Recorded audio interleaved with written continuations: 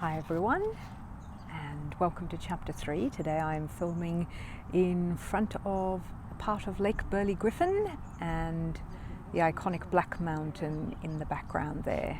And I think the cloud cover has just come over and you're unable to see Telstra Tower at the peak there, which is the tallest point in Canberra. But I suspect that's covered over by clouds at the moment. Chapter 3, anyway, of Paddington is Paddington Strikes a Chord. Paddington always looked forward to his morning chats with Mr. Gruber. One of the things that made visiting his friend's antique shop in the Portobello Road so special was the fact that it was never the same 2 days running. People came from far and wide to seek Mr. Gruber's advice. If it wasn't someone looking for an old painting or a bronze statue, it was someone else browsing through his vast collection of books, which covered practically every subject under the sun. In time, Paddington became quite knowledgeable about antiques himself, so much so he could immediately tell a piece of genuine spode china from an ordinary run-of-the-mill item of crockery, although he would never have dared pick any of it up in case he dropped it by mistake. Better safe than sorry was Mr. Gruber's motto. That apart, since both of them had begun life in a foreign country, they were never short of things to talk about. During the summer months, they often had their 11s sitting in deck chairs on the pavement outside the shop, discussing problems of the day in peace and quiet before the crowds arrived. Paddington couldn't help but notice his friend usually had a faraway look in his eyes whenever he spoke of his native Hungary. "When I was a boy," Mr. Gruber would say, "people used to dance the night away to the sound of balalaikas. That doesn't seem to happen anymore."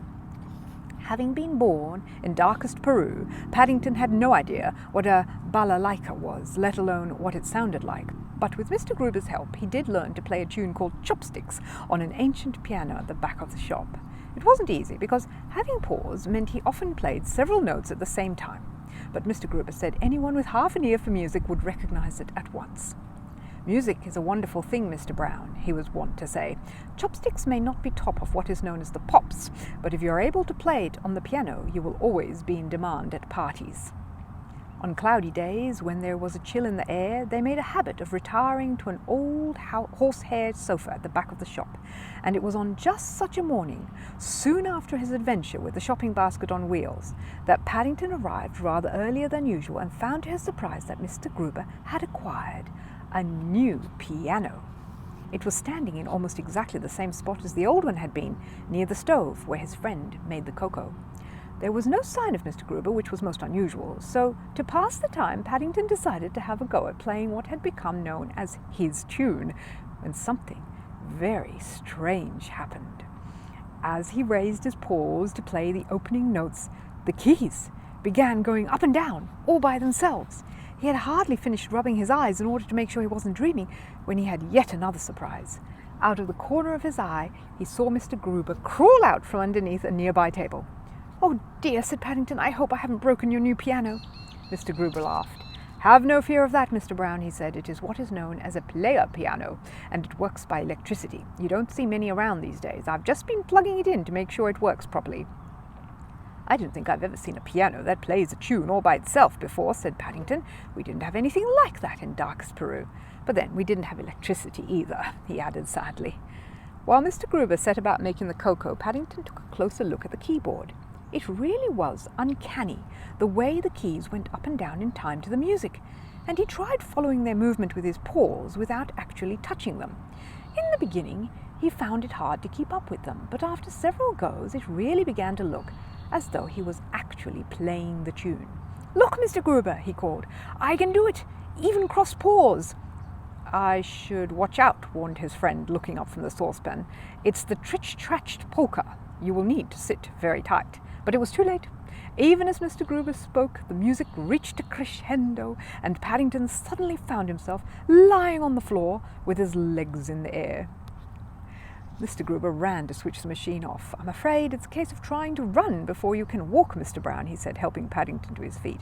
"I think perhaps you should try starting with something a little slower. I will see what I can find." Opening the lid of a long cardboard box, he produced a roll of paper on a spindle, and unwinding it slightly, he held it up for Paddington to see. Although he didn't say so, Paddington felt disappointed. It looked rather as if the moths had been at it. "It seems to have a lot of holes in it," he said. "Well spotted," said Mr. Gruber. "You have hit the nail on the head as usual, Mr. Brown. That is the secret behind a player piano. It works by blowing air through these holes as they go past. When the roll goes through at the correct speed, every time a hole passes a nozzle, the blast of air sets a lever in motion, and that in turn operates the correct note on the keyboard." While he was talking, Mr. Gruber opened a small door above in front of the piano, rewound the roll of paper already in there, and replaced it with the new one. "It sounds very complicated," said Paddington, dusting himself down. "It is really no more complicated than you or I picking up a mug of cocoa and drinking it," Mr. Gruber said. "When you think about it, that is also something of a miracle. I suggest we have our 11s first, and then you can try out the tune I've just put in. It's Beethoven's Moonlight Sonata. I'm sure you will find it much easier." It sounded a very good idea, and Paddington hastily unpacked the morning supply of buns. After they had finished the last of them and drained their mugs of cocoa, he climbed back onto the stool. This time, because the music was so much slower, he was even better at following the movement of the keys, and several passers-by stopped outside the shop to watch. "I wonder if Mr. Beethoven did a chopsticks roll," he said. "I expect he would have been very good at playing that." "I doubt it," said Mr. Gruber. "He was a very famous composer, and he wouldn't have had the time. Besides, this machine wasn't invented until long after he died. If you close your eyes," he continued, "and sway gently with the music, I'm sure a great many people will think you really are playing it." Following his friend's instructions, Paddington had another go, and by the time he reached the end of the piece, the pavement outside the shop was thronged with sightseers. "Bravo!" said Mr. Gruber, joining in the applause as Paddington stood up and bowed to the audience. "What did I tell you, Mr. Brown? I think even Beethoven himself would have been taken in." Shortly afterwards, having thanked Mr. Gruber for the cocoa, Paddington bid him goodbye and made his way out of the shop, raising his hat to the crowd outside as he went. A number of people took his photograph, still more wanted his autograph, and several more dropped coins into his hat before he had a chance to put it back on. They felt quite cold when they landed on his head. One way and another, he was so excited he couldn't wait to tell the Browns all about it. So, as soon as he was able to escape from the crowd of admirers, Paddington set off as fast as he could in the direction of Windsor Gardens. He hadn't gone far before he realized he was being followed. In a strange way, it wasn't unlike the player piano. Each time he put a foot down on the pavement, it was echoed by a footstep close behind him. Looking back over his shoulder as he stopped at some traffic lights, he saw a figure wearing a long black overcoat and a fur hat waving at him. "Stop! Stop!" called the man. "This whole thing is quite extraordinary," continued the newcomer, removing a glove as he drew near. "I have never seen a bear play the piano before. Allow me to shake you by the paw." Paddington hastily wiped the nearest one on his duffel coat before rolling it out. "It's quite easy, really," he began. "You see—" such modesty." The man glanced at Paddington's shopping basket on wheels. "I see you take your sheet music everywhere with you. How very wise." "It isn't music, sir," said Paddington. "It's Mrs. Bird's vegetables." Reaching inside the basket, he took out a carrot and held it up for the other to see. "Ah," said the man, masking his disappointment. "It's good to see you haven't lost the common touch." He pointed to a large poster on a nearby wall, one of many Paddington had recently seen dotted about the area. "I don't suppose for one moment you would care to do a recital for me, would you? I'm putting on a concert in aid of charity, and a piano-playing bear is just the kind of thing I need to round things off, the icing on the cake, as it were. Jonathan and Judy will be home for the half-term, and Mr. Brown is taking us all to see it as a treat," said Paddington doubtfully. "So I shall be there anyway." "Splendid!" exclaimed the man. "In fact, it couldn't be better." "I shall have to ask Mr. Gruber first," said Paddington. "It is his piano, and he says there aren't many like it left in the world."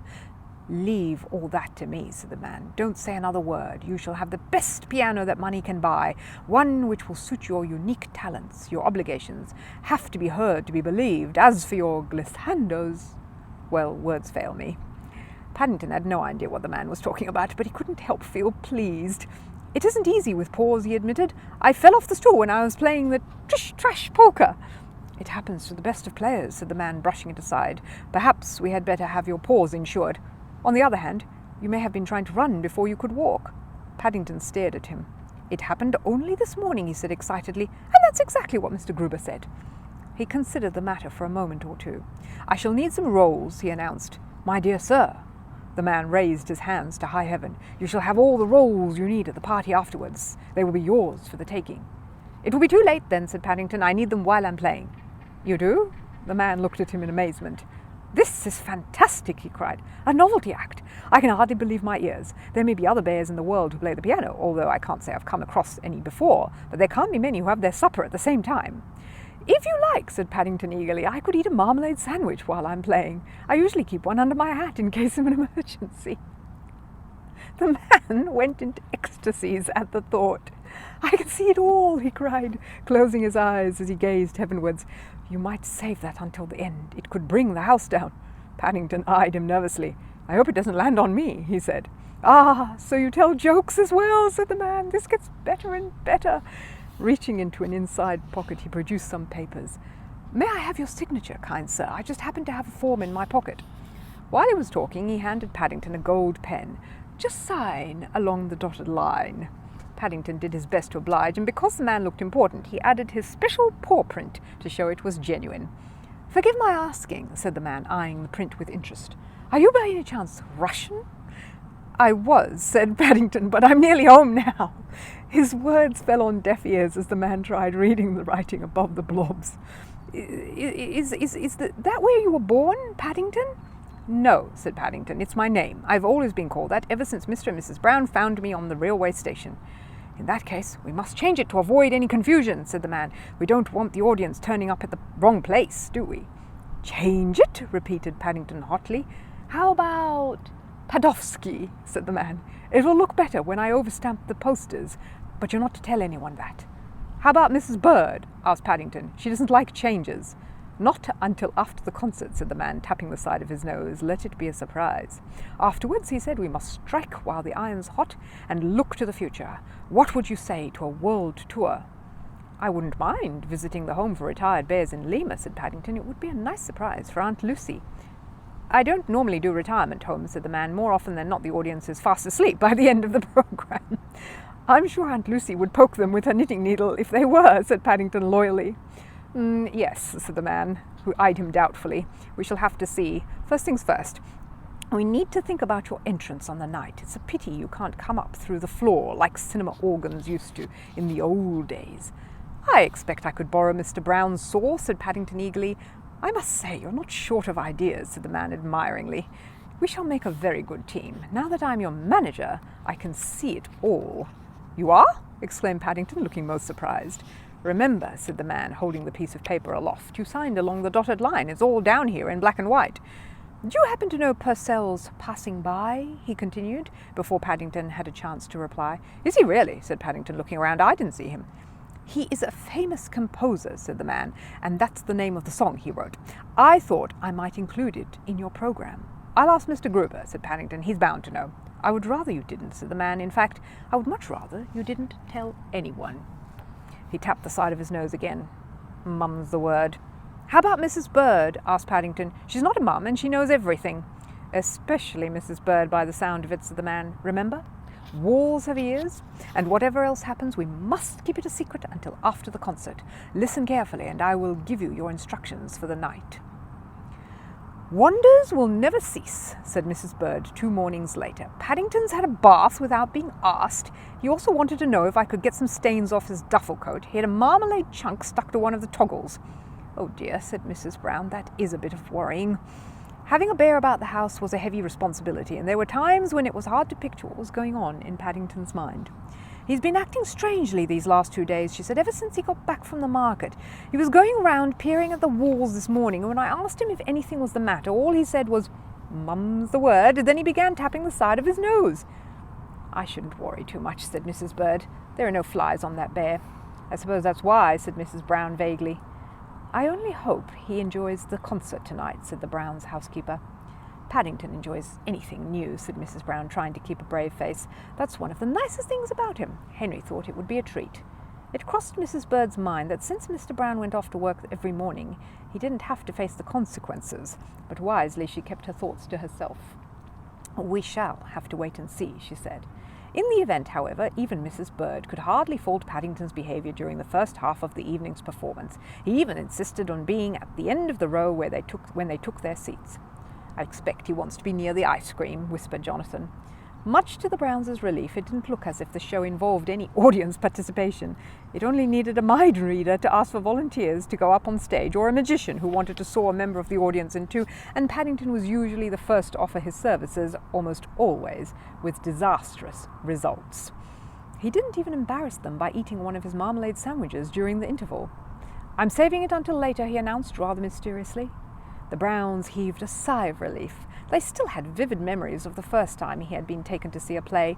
They had been occupying a box at the side of the stalls, and Paddington had been so excited he accidentally dropped one of his sandwiches onto the head of a man sitting in a seat below them. At least they were safe from anything like that happening. It wasn't until the show was nearing the end that Mr. Brown happened to glance along the row and realized Paddington was missing. "Where can he have got to?" asked Mrs. Brown anxiously. "We shall never hear the last of it if he misses the grand finale. It's supposed to be something spectacular." "Miss it? Nothing!" exclaimed Jonathan, who had been sitting next to him.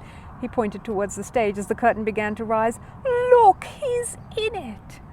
"Mercy me!" cried Mrs. Bird as she caught sight of a grand piano with a familiar figure seated at the keyboard. "Whatever is that bear up to now?" Sporadic applause greeted the surprise item, particularly as it was some while before anything actually happened. Having spent some time staring at an area above the keys, with a hopeful expression on his face, almost as though he expected to see a door of some kind, Paddington climbed off the stool and went around to the side of the piano. Raising the lid as best as he could, he peered inside. But if he was hoping to find what he was looking for, he was clearly disappointed. After several loud twangs as he felt around with his paw, he closed the lid and disappeared underneath the piano. Growing increasingly restive at the delay, certain sections of the audience began to boo, and there were one or two catcalls from rougher elements at the back of the hall. When Paddington finally emerged, he was mopping his brow, and there was a hunted look on his face as he called out to someone at the side of the stage. "What did he say?" asked Mrs. Bird. "Something about not being able to find a socket," said Jonathan. "Chopsticks, Mr. Brown," came a loud voice from somewhere nearby. "Chopsticks!" "Here, here," shouted someone else, or it could have been the same person disguising his voice. Gradually, the call was taken up by others until it seemed as though everyone was stamping their feet and shouting "chopsticks" at the top of their voices. As Paddington obliged, someone, it might have been the person who called out in the first place, led the audience in clapping to the beat of the music, and towards the end, when he produced a sandwich from under his hat and took a large nibble, cheers shook the rafters. The applause as Paddington stood to take his bow was deafening, so much so he began looking anxiously at the ceiling. "Best turn I've seen in years," remarked a neighbour of the Browns as they left the theatre. "We shall be seeing that bear's name in lights one of these days." "If you want my advice," said Mr. Gruber with a twinkle in his eye when he bumped into them further along the road, "I should retire at your peak, Mr. Brown. Otherwise you may find the going downhill from now on." Paddington stared at his friend. It really was uncanny how things kept repeating themselves. "That's exactly what my manager said," he exclaimed. "But he did tell me he's earmarked some of the money for the home for retired bears in Lima. I must send Aunt Lucy a postcard and tell her to expect it." Jonathan gave his sister a nudge. "I didn't know he had a manager. I wonder if that's who it was calling out for chopsticks." "He certainly saved the day," said Judy. "Have you any idea who it was, Mr. Gruber?" But for some reason best known to himself, Paddington's friend was making haste to wave good night. "To sum up," said Mrs. Bird as they turned into Windsor Gardens and the familiar green front door of number 32 came into view, "it proves there's a lot of truth in the old saying, 'A friend in need is a friend indeed.'"